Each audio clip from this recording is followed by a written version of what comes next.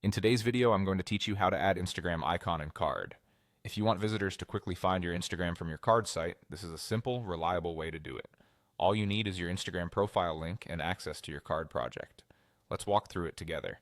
First, head over to card.co in your browser. This is where you'll access everything related to your site. If you aren't already signed in, make sure you log in so you can reach your projects. Next, click Open Dashboard. This takes you to your list of sites and drafts. From here, you can choose the exact project where you want the Instagram icon to appear.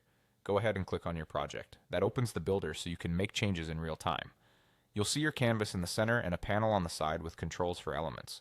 Now click Add. You'll usually find this as a plus button within the builder. This is how you insert new elements onto your page. From the menu, choose Icons. The Icons element is designed specifically for social links like Instagram, so it's the most efficient option.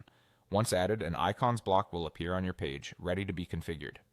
With the Icons block selected, click the Type drop-down in the Settings panel.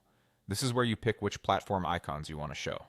You can scroll through the list to view the available options. Look for the Instagram icon. It's the familiar camera symbol. If there are many options, take a moment to scan carefully so you select the correct one. Click the Instagram icon to add it to your Icons block. You should see it appear immediately on your canvas, confirming that it's selected. Now paste your Instagram link into the URL field. Use the full link starting with http followed by your Instagram username. For example, it should look like http://instagram.com/your username. Double check for typos so the link works correctly when visitors click it.